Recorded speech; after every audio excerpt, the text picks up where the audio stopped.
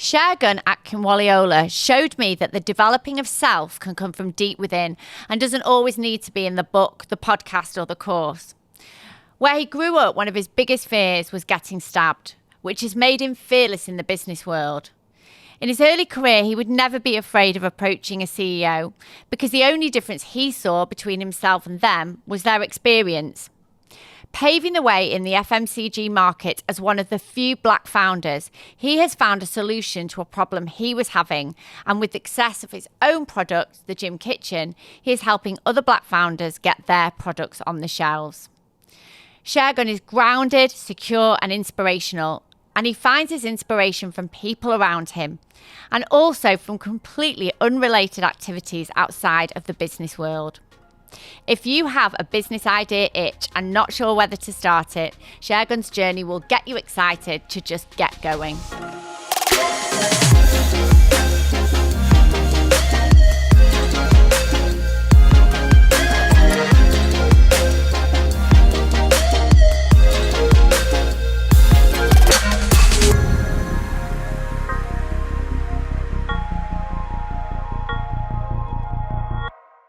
Welcome to another episode of the Anything is Possible podcast. Not that I like to take the series over with all things I like, but in the last 12 months, I have discovered the most amazing brand called the Gym Kitchen. And today I'm with its founder, Segun Akinwoleola. So Segun, before we begin, you founded in 2016, but the story for Gym Kitchen began 2020. Is that right? Yeah, that's right. So as a frustrated gym goer, before I was even a frustrated gym goer, I trademarked the name the Gym Kitchen because I grew up and I've always wanted to launch my own business and kind of do something of my own. So had trademarked the name 2016, but it was 2017, 2018 where I was stood at a supermarket fixture and just couldn't understand why healthy eating wasn't available, accessible, affordable, but really wasn't in mainstream retail. And prior to that, my background was always selling products to retailers. So I'd worked in different commercial companies, like the FMCG companies like Revlon, Coty, John Frieda, selling products to retailers like Boots, Tesco, Morrison's, etc. So I kind of knew how to sell products. It was more the manufacturing side. So like I mentioned, so I went on this long journey of creating some products, kind of almost creating a new category of products as well, because what you could see within the supermarket was that actually there were like three different areas that was growing massively. So there was the sports nutrition side. Back in the day, you had to get like protein powder and all that kind of stuff off of some dodgy website from America and hope that it would arrive. But now you've got these retailers actually building fixtures for them. So that was cool. Then it was like the meal prep and the scratch cooking, people bulk buying on chicken breast, on broccoli and brown rice, doing that on a Sunday evening. But you go, actually, who wants to do that? Some people love it. Some people don't. They just do it because that's the only way they feel that they can live and kind of weight loss. But then there was also the quick serve restaurants, kind of almost like emergence. You look at Leon, Protein House, Itsu, all of those kind of areas where customers almost leave in the supermarket fixture to go to them. They've done a bit of a 180 now and obviously come back into supermarket. But really interesting from those, that's it. So for me, it was almost like, if you put those three categories together, there is clearly an opportunity for a brand that could hit the right credentials to actually launch within a supermarket. So long story short, went round pitching this concept of the Gym Kitchen, fresh ready meals, ready to go to a number of different supermarkets, like Asda, Tesco, Morrison's, Waitrose, Ocado, everybody. Some of them kicked me out and told me to just leave us alone. We're not launching your range. We're not interested. But eventually Asda just said, you know what? We're going to give you 100 stores. We'll give you a bit of a trial. We'll see what happens. And then from there, we just went into there and it just did really, really well. Within 3 months, actually, the whole world turned upside down because we launched in January 2020. March 2020 was mental. After, kind of fighting for like a good 3 years to get the products on shelf. Next thing, they're completely off shelf. I'm wondering whether I've even got a brand anymore. Yeah. Customers, because we've built up a bit of a loyal following, in terms of like pre-selling it to the fitness community, the customers, they were like, oh yeah, we love this brand. And then it just disappears. And then they're like, whoa, gosh, what's happened kind of thing. So we're really, really kind of almost getting behind us as to how you can get back on shelf. So long story short, that's kind of how I got here, really. So let's go back a little bit. You grew up in the East End of London And you talked about that giving you kind of that confidence to speak to anyone. You had that confidence because you'd grown up in an area where you Yeah, confident. absolutely. So I grew up in a place called Forest Gate, which was just outside of Stratford. So this was long before you'd see any Olympics or anything like that.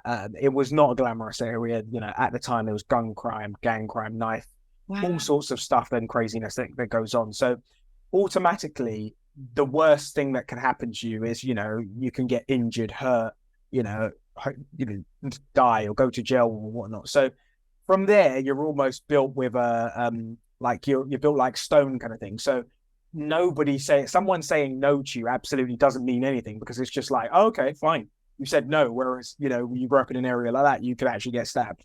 That's the worst that could happen to you, kind of thing. So, you know, I took that kind of mentality and philosophy into business and into the rest of my life, in that if somebody says no to you, if it doesn't go to plan, if it doesn't go well, that's actually not the worst thing that could actually happen. You know, for some people that is the worst thing that could happen, but for me it wasn't. And that just enabled me to keep on pushing and pushing and pushing, because I feel like without that, you know, kind of upbringing and that growing up, I wouldn't have kept pushing as hard as I did to keep going. You know, most people quit within the first couple of no's, kind of thing. So is that resilience and tenacity that you would just keep going and going and going until somebody said yes? Exactly, 100%. So you started your career in FMCG and you worked for Coty. And I think you started off with Adidas selling their deodorants. Right. And I think what I'd really love to ask you about is, you were an account manager essentially, weren't you? Obviously did really well at it. Tell us about that role and what great account management meant to you. Yeah. Do you know what? So I actually had no idea what I wanted to do. And one of the things about FMCG, and this is what I talk about when I share my story, and that I had no idea that it existed. So I went to the University of Surrey after leaving the area. And I feel like that really kind of almost like changed my life in a sense, because you become a lot more aware of the different cultures that exist, the different environments that exist, teamwork and passion. I met people that were I thought were so much smarter than me and a lot more driven than me, but it enabled me to catch up to that smartness and that drive and that work ethic. So part of what they do at Coty is they not force you, but because they're so not at Coty, sorry, at the University of Surrey, is they kind of get you to do a placement year, and you get to choose, but they're like real advocates of doing it. Yeah. So I did a placement year, and I did a placement year at Coty on Adidas body spray. Yeah. And that's when I did that, I was actually in marketing. So I started off in marketing, which was great, amazing. Was marketing assistant, worked on some really cool campaigns like South Africa World Cup 2020, World Cup 2010, I believe it was. And yeah, it was just so exciting. But what happened then is they thought this guy was so good that actually they want to bring him back straight after uni. So I'd left placement year knowing that I'd got a job straight after. So then I came back. So they had a job for me, but they were like, we'll take you back into a job at the time. The job that they had for me was called a category analyst. And this was analyzing all of the different data, creating like presentations for the salespeople to go out and, you know, present, etc.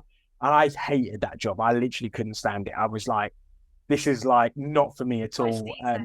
I love numbers. I love data, but doing that as your full-time job just wasn't for me. But what I could see and what the rest of the sales team could see was this guy has got passion. He's got enthusiasm. He really wants to talk to people. So let's try and give him a sales role and like see if he can develop there. So I then went to go and work within the sales team. And this is where I was managing the likes of Lloyd's Pharmacy, Semichem, which is a discounter up in Scotland. And for me, it was great because, you know, you ask about what does good account management look like? Yeah. For me, it's all about listening. It's all about listening. It's all about working together, that collaborative approach on how do we both work to achieve something different? How do I challenge the company internally to go out of their way for this specific retailer so that we can really grow with this retailer? So some of the things that we did differently were like different types of gift sets, etc. on Adidas body spray. So exclusives, you know, all of that kind of fun stuff, but also the transparency. And if something goes wrong, just having that communication, you know, kind of there and then. So that taught me, and that's where I got the good grounding. And then from there, you then just progress to bigger companies. So unfortunately, I couldn't really see how far I could go within Coty. So I decided to go off and work for a company called Cow Brands, who own John Frieda. And that's where I was managing Tesco, John Frieda and Tesco. And that was an amazing learning experience, because at the time, Tesco went through a lot of change, a lot of different things that are changing leadership, etc., changing style. But in the beginning, it's kind of almost like really cutthroat in, kind of we're pushing, they're pushing, we're pushing, they're pushing. But then you're still trying to incorporate that collaborative approach. You're still trying to incorporate that. How do we win together? They were number two in terms of like the market of professional hair care, in terms of the market share kind of thing. So it was really, really cool and a real learning curve. And then I just kept progressing. Then that's where I went to go and manage boots for Revlon. And then I decided actually beauty wasn't for me anymore.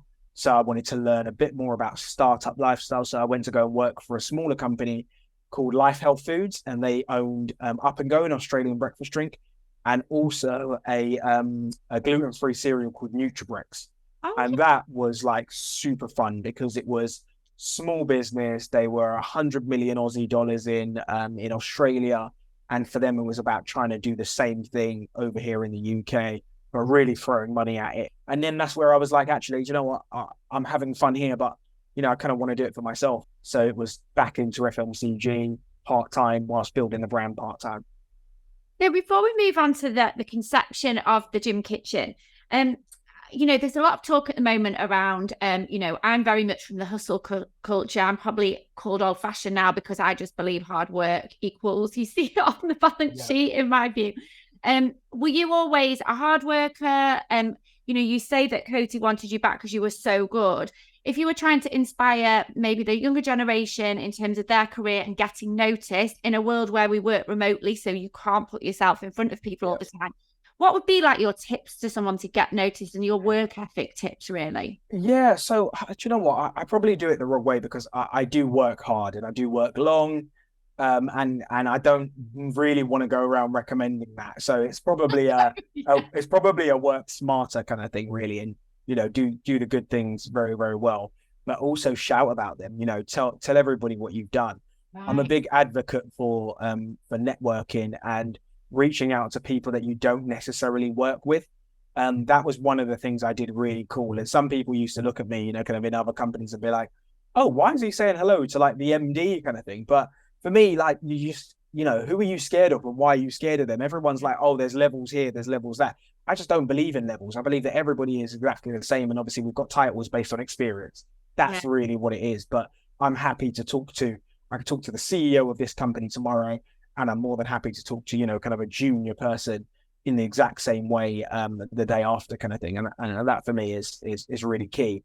But then also having the ability and the willingness to learn and want to grow. I think this whole personal development thing is a thing that, obviously, with all the podcasts and all the information out there, it's so easy, but we get so caught up in the day-to-day kind of almost rat race of you wake up, you go to work, you come home, that you forget that there is an element of personal development that needs to be done in order for you to achieve and progress to whatever the next level looks like for you. Yeah. And then the last thing I would say is pick up a hobby, and a hobby that isn't one that you get paid to do. And the reason I say that is because it then takes you out of the working world and gives you actual skills.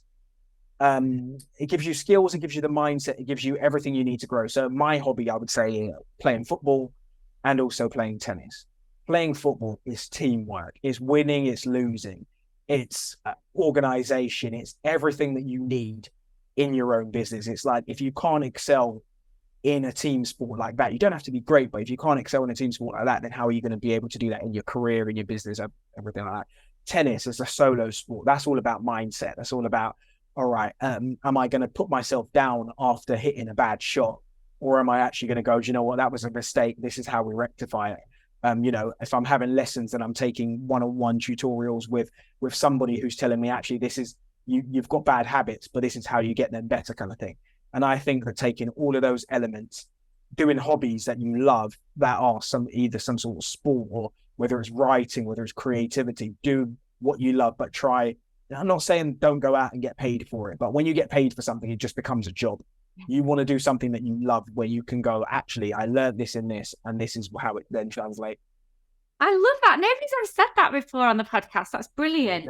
And you feel it's something new. You talk about personal development. Was there a book that changed your life, or any, brilliant books that you would recommend to people that you read? Not really, to be honest. I mean, I listen to like podcasts and things like that. Obviously, there's like the 7 habits of, kind of highly effective people. There are, mindset. There's loads of different books. But I always just say it's almost like a search for within, really. And it's almost like kind of a self-evaluation. What are you not good at? What do you want to be better at? How do you become better at that? There's also a community evaluation as well, in terms of like, can you ask your friends, family, networker, kind of anywhere in terms of, okay, what do you think are my strengths? What do you think are my weaknesses? Whenever I interview anyone, I say, I ask them, what do your friends think about you? How would your friends describe you? And it always gets them thinking, because they're like, oh, actually, do you know what? They'd say I'm bubbly, they'd say I'm this, and they'd say I'm that. But then I'm like, okay, so what would they say you need developing at? They're like, oh, I've never asked that question. And you're just like, actually, maybe that is a question that more of us need to ask without getting offended about what the answer looks like. So it's easier in a work setting than it is obviously for, kind of friends and family type thing. But it's always good to know what people think and feel about you. So then you know what you believe you need to maybe develop on. Brilliant. So they always say when you're creating a product or a business that you fill a gap in the market, you kind of think about the problem that you're having, which you alluded to. So you were going to the gym, you were doing football, and personally, did you find it hard to find that quick, convenient, macro-friendly meal? 100%. It was near enough challenging. So one of the things that I wasn't is a supermarket own label consumer. So I didn't really like picking up, kind of an own label retailing logo meal on it, because I didn't trust it. So for me, it was all about, how can I develop a brand?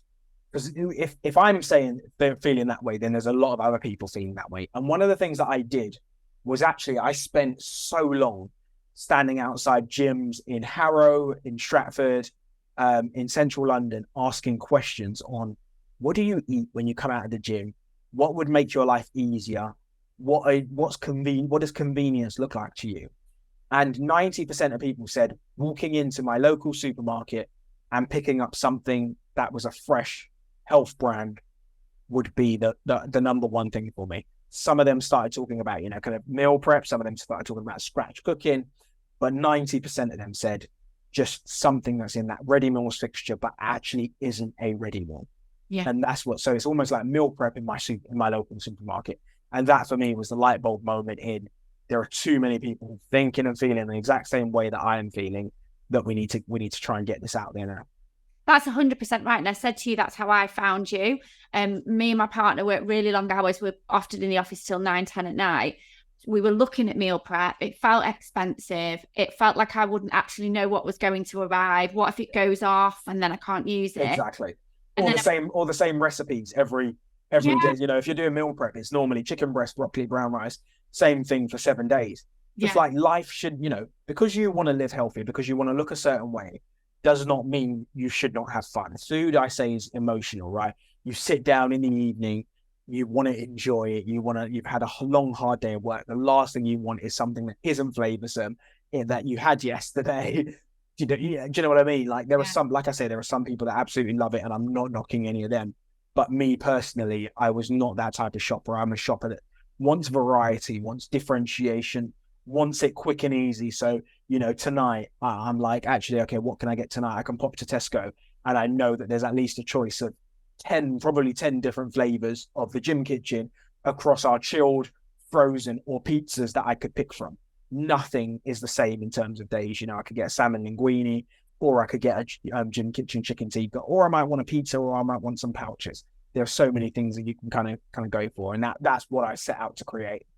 Well, that leads us nicely on to, can you just describe the product range, of which I've tried, I think, nearly everything, but brilliant. Tell our listeners. Yeah, absolutely. So the first things we launched were the Gym Kitchen high protein ready meals, right? So these are macro counted ready meals. They are high in protein, 2 of your 5 a day, 400 grams in terms of portion size. And the reason we make them 400 grams and not 350 grams or smaller is just simply because we wanted people to feel nice and full after work, kind of, or lunchtime, whenever you're having our meals. We do have some other pots that are about 300 grams, which are tailored to more of a lunchtime occasion or like a light snack type thing. But really and truly, our core is at that 400-gram mark. So we've got that within chilled.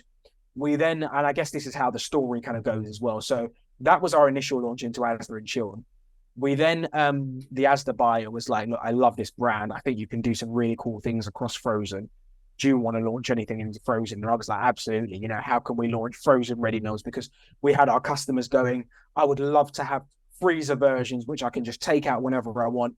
I know the date code's not going off. I know that they are obviously the locked in nutrients and everything that comes with frozen, because frozen is super, people don't actually realize that frozen's super fresh because it's frozen at production kind of thing. So we then launched our frozen meals and our frozen pizzas. Frozen pizzas came about, so the frozen meals are the exact same credentials as our frozen, our chilled meals, but just, different flavors that kind of work really well within frozen. So like lasagna, etc., that kind of stuff.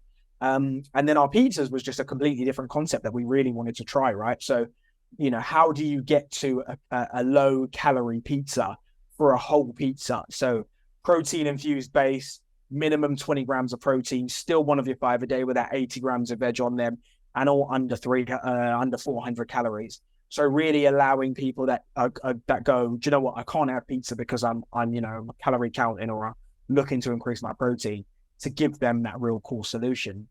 And then the last category currently that we have are the grains pouches. So we almost thought, okay, we've done really well in chilled and frozen, and we're going to continue to grow and expand on that. But actually, cupboard staples and cupboard essentials are extremely important. Once again, we're trying to be a lifestyle brand. If you want to have something, and you're more of a scratch cooker, you want to make, your protein. So whether that's tofu, whether that's chicken breast, whether that's tempeh, whether that's fish, what could you have with it that would allow you to boost that protein? So we've got a really cool, unique protein blend that we put within our beans, pulses, lentils pouches. We've got 4 flavors, so like barbecue, tikka, Moroccan, and what's the other one? Barbecue, tikka, Moroccan. Gosh, I've almost forgotten now. But yeah, so many products. Yeah, but we've got 4 flavors. So curry puri, we've got 4 flavors, which are really cool, really exciting, and taste great. And yeah, so they're across 4 categories, but we're not stopping there. And that's the great thing about the Gym Kitchen. The name lends itself to being able to fit into so many different categories. But the thing is, for me, it's all about categories that actually make sense for us. We do not want to just launch into something for the sake of launching into it. There has to be a real need. There has to be a USP. So it might be that, our differentiation is on flavor. It might be our differentiation is on protein count, calories, bringing a new customer to the fixture. So many different ways that we can almost like bring something different. But yeah, like I said, we're not stopping there. We've got some really exciting stuff coming later in the year. And anything you can share, or is it all top secret? It's all top secret for now, because I know this is going to be out soon, isn't it? If we were closer to later on in the year, then yeah, but you'll be able to spin back and go, oh, we told me about that. Oh, amazing. So the fact that you got the Gym Kitchen, I bet when you looked that up and it was available, you're like, oh my God, I need to get that now. Oh gosh, do you know what? Yeah, so I trademarked the name The Gym Kitchen, which was fine, but then the gymkitchen.com was taken, and I reached out to the person and said something like, hey, would you be up for like selling the Gym Kitchen domain? And this was before I'd even had the idea and everything sorted. Yeah. And he was like, yeah, we'll sell it to you. I think it was like $5,000 or something like that. So I'm like, we don't even have like a listing. How can we do this? $5,000? We can't pay $5,000. But eventually, I think it was like 3 years. And I always said to myself, if I get that gymkitchen.com domain, then I know this is supposed to happen. Yeah. So I think 3 years later, it was like about to expire. So I'm looking at it and I'm going, okay, let's see what happens kind of thing. And then you're supposed to renew it by a certain amount of time. So didn't renew it. I was like, okay, this is good. Let's just sit tight and wait. Didn't renew it. And eventually it just got cancelled and was in the open domain. And I was like, get it straight away. So I think it was like 50 quid in the end. But imagine that going from $5,000 to 50 quid, just because the person, I think it was an Australian person, just didn't need it anymore, didn't use it anymore kind of thing, had registered it ages ago. So I got the domain. And when I got the domain, that's when I was like, this is meant, when you think the stars have aligned, this is supposed to be, this is kind of, yeah, absolutely meant to be. order. Wow. And what I also love, I'm just going to show up for the YouTube watch. So you really thought about the brand, didn't you, and the packaging in terms of diversity across the people features, but then also 100%. really easy to look at the packaging without going on the back and looking at the macros and the calories. Do you want to talk us through that? Because it is so fun. Absolutely. Yeah. So we initially launched it in some packaging, which was just functional. So it just kind of had just had some drawings on it in terms of like the individual, so a cyclist, but you couldn't really see them. And then it was more functional. So it just had the protein, the calories, etc. So I then kind of almost put out like a bit of a tender to a few design agencies. And this design agency came to me. They'd never done food before, but I'm a real people person, and I get some good vibes from people. And they just, I kind of just clicked and connected with them. So, and I said, when we met them, we were only in chilled meals. And my concern with us just being in chilled meals was that the branding that we had would not translate into all of these different categories and different areas that we really wanted to create. So I said to them, I need a branding that's translatable to everywhere and everyone. And so then, unfortunately, obviously, the tragic murder of George Floyd almost sparks that diversity conversation as well. So I was like, as a Black founder, I want this brand to be super inclusive. I want there to be Black people on there. I want there to be white people on there. I want it to be multicultural on there. I want there to be so many different sports on there. And people actually don't realize and recognize it until you actually look back closely. But it really is inclusive. And then I was like, how do we then use color to really scream about our credentials, in terms of having the macros front of pack or on the side of pack, making it easier. Even in the description of the name, being macro counted, there's a scientific element to that. It really is just taking what's normally just old school traditional thinking and inserting it into the branding to become that whole holistic lifestyle branding that people can go, hey, I shop, eat, and breathe the gym kitchen. My desserts are 20 grams of protein, this calories, this thing, or my pizzas are this, and this, that, and so on. So yeah, that's kind of where we're at. Oh, I love it. And all the different, like, obviously that pizza's orange, this is red. It really does look stunning. So that leads us on to you talking about it. You wanted to show diversity. And as we were talking before, in my research, I didn't realize, how few Black founded FMCG businesses there are, but how few are actually in with the major retailers. Can you talk to us about that as a discussion point? Yeah, absolutely. So once again, when George Floyd was murdered, that's the only time I actually started to realize that actually there's probably a big issue. So I'd always faced discrimination and kind of almost like racism within the FMCG world, just, kind of inadvertently type thing. But I'd never taken it that seriously because I'd always gone to myself that there always has to be one person that goes through this in order for everybody else to be like, actually, kind of not accepted, but for them to go, actually, oh, right, this is wrong, pave the way for the next person kind of thing. But when I, obviously started developing the business a bit more and more and more, I actually started to get into rooms where they're like, actually, did you know that you're one of, kind of 5 Black-owned brands that's listed in major retails? And I'm like, actually, no, I didn't. But I can tell that I am because I don't see any Black faces, etc. When I'm going to these meetings, etc. Did you know that, kind of less than 1% of VC funding goes to Black founders? So imagine that's Black founders as an overall.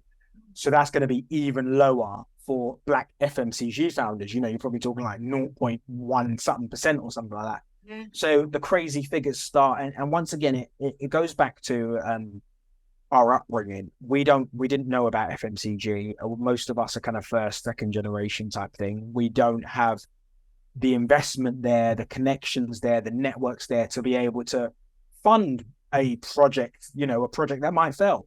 No one was going to, when I was growing up, was going to give me 30 grand as to pat him on the back, go off, give it a good try. And if it doesn't work, it doesn't work. Absolutely not, and then you try and go to banks or somewhere like that. And unfortunately, it's a similar message in you probably have to have an asset or collateral to be able to put up against it. And obviously, once again, you wouldn't have that because, the parents are, have just come here in the 60s and are trying to build a life and trying to, give you a better life type thing as opposed to have been here before and had, kind of almost like money passed down or opportunities to connect and build wealth and grow, etc. And that's why it's always a challenge in this whole diverse space. So it goes way, way back. But for me now, it's about, okay, how do we use the resources that we've got currently today to really level the playing field in that through, kind of retailer incubators in terms of pushing some of these VC firms to go, actually, you have to commit a certain amount of funding to VC companies. There are some Black-owned VC companies that have set up themselves to go, actually, we're going to fund diverse, kind of individuals. So Cornerstone Partners, for instance. Then you've got people like Segun Akinwoleola at Adsalt, who the founder at Adsalt was. And he was like, actually, this is really bad. How do we change this? And he was previously the, I think, sales director at Nestle, now is the MD at Innocent. And he's like a real leader of this Adsalt thing, which is a charity which helps Black-owned brands on an incubator scheme get some money, but also learn the skills and get the platforms to go and present to retailers as anybody else would, kind of thing. So there's a long way to go, but so many different bits happening to try and bring everything together. Wow. And so I think with that, you then decided to use your platform to try and make this better and inspire other people. And you're working with IRI and Tesco's project, If Not Now, When. Can you talk a bit about those for us? Yeah, absolutely. So I think that was in an article previously. So Tesco have got a Black Action Plan, which is they obviously, once again, stemmed by the George Floyd murder, on how do they make their Tesco a more diverse, kind of retailer. And that is through communities, that is through working with Black suppliers, that is also through supporting Black colleagues, etc. It is really, really key. And obviously, as one of those, kind of, I used to work at Tesco in finance ages ago as my first internship. So, kind of got a love there. But also we're obviously a supplier to Tesco as well. So being one of the Black suppliers, I really wanted to help them, kind of wherever they needed help in terms of, is it, kind of information? Is it support? Is it sharing my journey? What is it that you need to help? And I'm open to helping everybody and any retailers that kind of want my help or my knowledge or my understanding on what we kind of go through. So that's kind of where it's at. But then obviously you've got the likes of Sainsbury's, who developed a program called Thrive. And Thrive was also about giving 10 Black businesses a chance and an opportunity to try and launch, kind of a brand into retail. And I think they're going to launch 3. Then you've got the Co-op Apiary as well, who that's a small business incubator run by the team there. And for them, they've committed 25% of the places on the apiary to diverse schemes. So once again, it's great that all of the retailers, and I'm sure there are more, but I may just not know about them, but I'm sure that there are more that are going on. But it's great to see that there's obviously a great opportunity there. And then I Selfridges, kind of the Selfridges buyer, he's a Black guy. He really is open to ensuring that there are diverse businesses within his portfolio, or at least connecting them to the right people that can help. That's fascinating. And we also met through the Co-op as well. And I know they do a lot for smaller businesses and incubator businesses. Yeah. So the journey to get it on the shelves was, you were tenacious, you were going into the major retailers. So where does Jim Kitchen sit now, online and in store? So yeah, we're in Asda, we're in Tesco, we're in Morrison's, Ocado and Co-op. And then we're also in Dunnes in Ireland. In terms of online, it's obviously all with all of those online retailers. But we've got so many bigger plans to do export, direct to consumer. We're looking at how do we get more Jim Kitchen products into more people's hands. And even though I list all of those retailers, we still have product categories that aren't in some of those retailers. And obviously we've got a retailer that's missing as well in Sainsbury's. We don't do anything with Sainsbury's and would love to work with them, of course. One Sainsbury's. Yeah, but yeah, well, like I say, so for instance, our pizzas aren't in Morrison's. Our pouches aren't in Tesco, for instance. So we're working on the gaps that we do have to make healthy eating more accessible, affordable, but most importantly, tasty. And we talked about investment before. So eventually you did meet a business partner. Is that right? That is right, yeah. So you've got the concept, you've got the idea. How does it then grow into something that is on the shelves? Yeah, so I met this guy called Wilfred Emmanuel Jones. He's also known as the Black Farmer. And crazy guy. You won't mind me saying that. But yeah, so I met him years and years ago, and I actually pitched this idea to him and actually said, I would love to just kind of get your insight on how to create a brand, because once again, familiarity, right? I saw someone that looked like me that was actually going around and doing, kind of selling into retailers, working with the retailers, etc. So I just wanted to know a bit more, and that bit more turned into me going and working for him as his head of sales part-time, whilst I also built the gym kitchen part-time, whilst he invested initially in the, kind of artwork and website and everything you need to get the brand up and running. And then he's created this kind of incubator now, which is called the Hatchery, where new brands come to him with fantastic ideas. So another brand which you may be familiar with is Smorgasbord. So it's a meatballs brand which is available in Sainsbury's and Asda. And the whole idea of the Hatchery is everybody's kind of almost like sharing resources, utilizing our networks, leaning off of each other, etc. But with the whole aim that, can you kind of fly off and create this game-changing brand that just does things that, you wouldn't have thought or you wouldn't have been able to do by yourself. And it was great. There was another Black person that was like, actually, I understand this guy. I want to give him a chance, give him an opportunity, and then kind of go off and fly that way. And is he still involved in the business? Yeah, still very much involved in everything that goes on. And will you need more investment to expand, or are you in a position now where you're... Yeah, I mean, you're always open to different opportunities, right? So if we really want to go big and hard, obviously investment is great. But, we're kind of just managing it as it is with different types of working capital models, etc. So, yeah, but, you never say no to investment. We might, we might raise some big money at some point. You just never know, really. And in terms of marketing, so what you're on the shelves, but has social media been important to you? Has sampling, experiential events? How have you got the message out there? Yeah, so that is probably the biggest part of launching an FMCG brand. Do not think that you're going to put products on a shelf and they're just going to like fly off the shelf. It just doesn't work like that. And part of what I did very, very well was the pre-selling. So 5 years before I'd even launched the product on shelf, we'd already had the social media set up. I was going around doing interviews with like personal trainers, nutritionists on YouTube, just getting their thoughts, building a bit of a following, building a bit of a community, and almost like bringing them on the journey. So we had a nice pool of shoppers who would help spread the message. Then when you get on shelf, it's then about, kind of actually what do you do to kind of get it selling? So that's paid social media ads. We've done some outdoor campaigns. We're in those health and wellness magazines, all of the different ones. So men's health, women's health, everything like that. We've got a PR manager who helps continue to spread the word in terms of getting the message out there.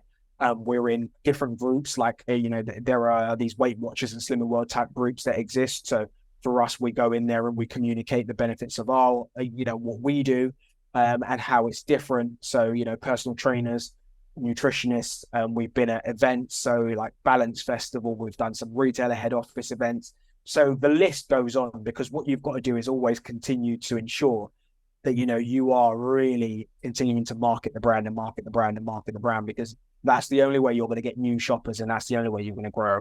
And it's working so far. And yeah, we want to go big and bolder, and that's why I talk about investment to you, because we'd love to be on TV at some point. We are looking at, kind of video on demand and all of those kind of new channels that exist. How do we utilize the likes of TikTok and, kind of all of that kind of stuff? But what we do want to do, and we do want to ensure that we've got, is when we go even bigger, is have a model set up where we're in as many places as possible, so that it's not wasted money. Do you see what I mean? So that actually, a customer goes, oh, just saw the gym kitchen. I can literally pop into a store just there and pick the brand up. And that tends to be the hardest bit in terms of making sure that you get the best bang for your buck in. Is your distribution strong enough to be able to, for a customer to just be able to pick us up? Yeah. And in the team now, you mentioned you've got a PR manager. So how many people are in the team outside manufacturing, and what are they? Yeah, so probably about 6. But then, like I say, we've got the external Hatchery team as well. So Wilfred's got a team of like 20 people. So it really is a full shared resource thing, in terms of we've got our own people, but then we've got the Hatchery people. So it's really cool and really exciting, because it just enables us to grow quickly. And as founder and entrepreneur, I'm always fascinated on how you spend your time. Can you tell us a typical week, including your hobby and your free time and everything like that? Oh gosh, that is really hard, because there isn't a week that is the same. So I guess if I use this week as an example, I guess Monday was all about, the first thing, you check the sales, see how you did last week, etc. See what's up, what's down, is there a reason why? Do a bit of a store check, store visit. Some retailers would have just launched new ranges. So do a bit of a sweep there. We'll then have the team meetings and some one-to-ones to catch up on, okay, what's everyone's priorities for like the week ahead, etc. We'll look at the marketing plan. We'll look at social media as to, okay, are we doing well? What have customers been saying over the last week? What kind of numbers have we hit, etc. We're currently on a photo shoot for some MPD. So I literally dipped off. That's why I was 15 minutes late, and now I'm going to dip back on, and we're doing virtually via Teams.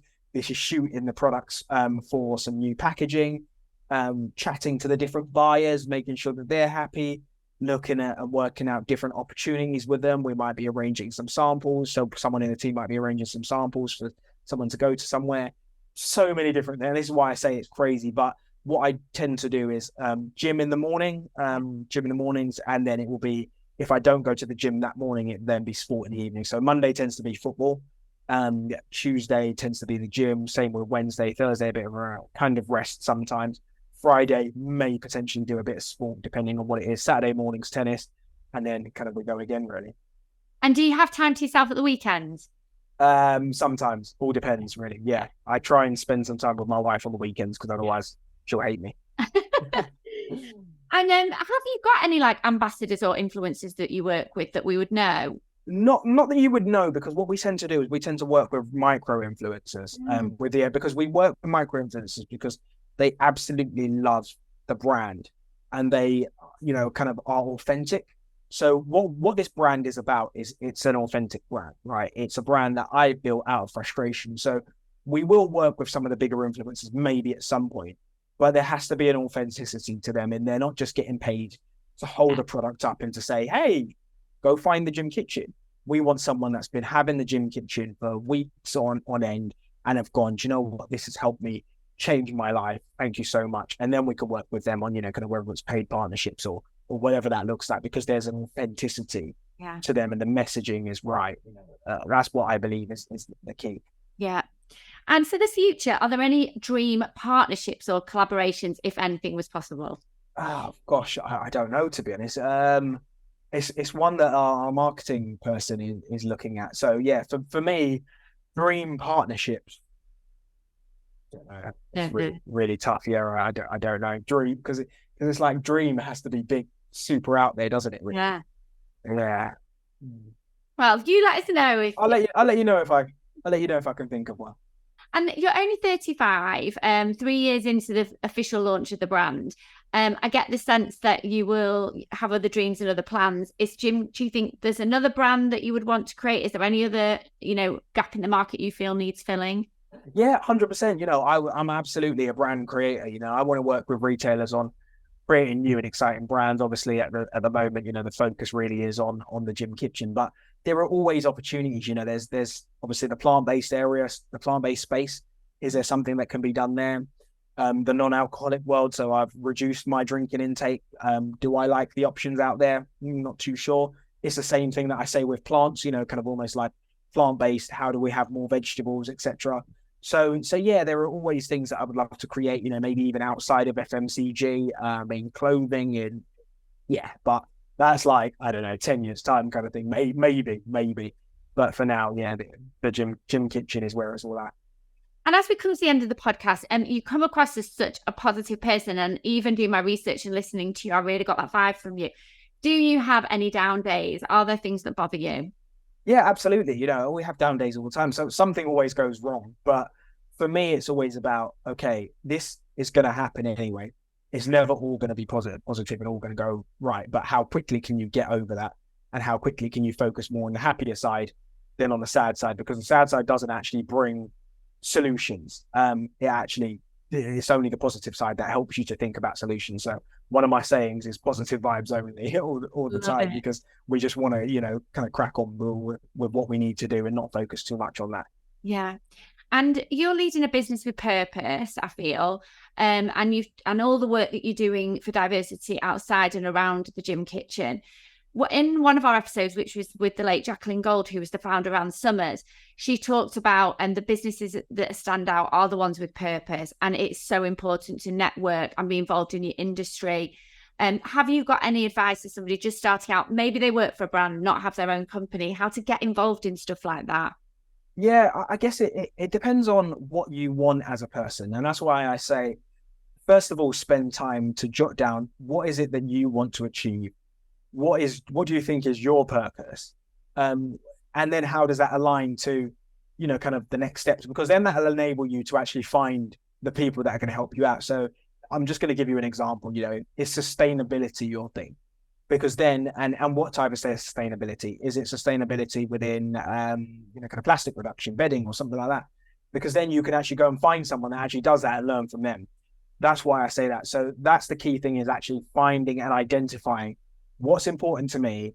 And also, but you may be the person to be able to create that. There's so many people within organizations right currently, which have gone, diversity and inclusion is super important. So they're like, okay, I'll be the diversity and inclusion manager, and then progress to diversity and inclusion boss, etc. This is a brand new role that's just come about.